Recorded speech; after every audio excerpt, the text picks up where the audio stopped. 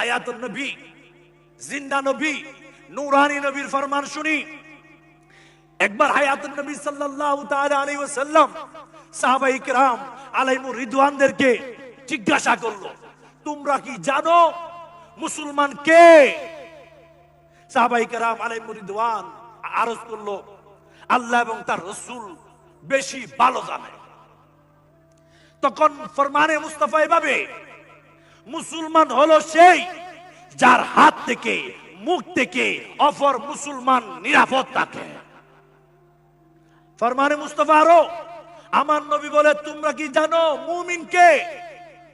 সাহাবায়ে কেরাম আলাইহিমুর রিদওয়ান বলল, আল্লাহ এবং তার রাসূল বেশি ভালো জানে। তখন ফরমানে মুস্তাফা এভাবে, মুমিন হলো সেই যার থেকে ঈমানদারের নিজের জান মাল নিরাপদ থাকে, সেই হচ্ছে মুমিন।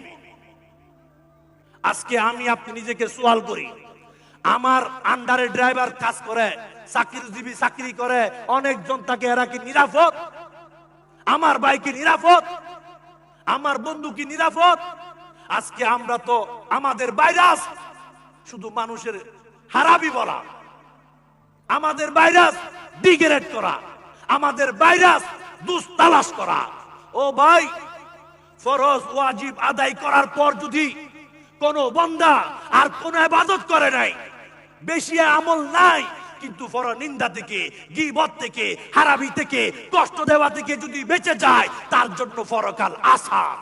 আর কারো সমস্ত ইবাদত আছে, বন্দেগী আছে, সাথে সাথে আরেকজনের পিছনে বড় বড় ফায়ার আছে, গীবত করে, মামলা করে, মুকদ্দমা করে, গালি দেয়, উল্টা সিধা বলে, অহংকার করে, তাইলে তার ইবাদত তারে বাঁচাইতে পারে কিনা সন্দেহ আছে।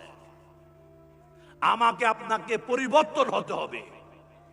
আমরা নিজের বডিকে বাঁচানোর জন্য করোনার টিকা লাগাইছি, এটা বডি সেভ করবে কি করবে জানি না, তারপরও লাগাইলাম নিজের শরীরকে সেভ করার জন্য।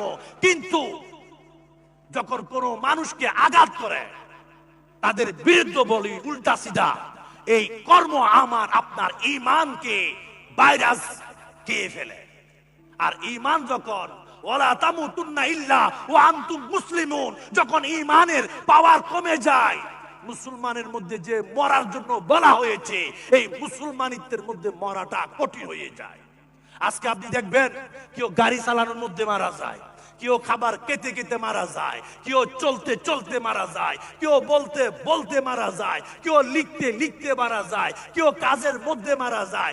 এক একজন এক এক হালতে মারা যায় কিনা কখনো কি আমি আপনি চিন্তা করেছি?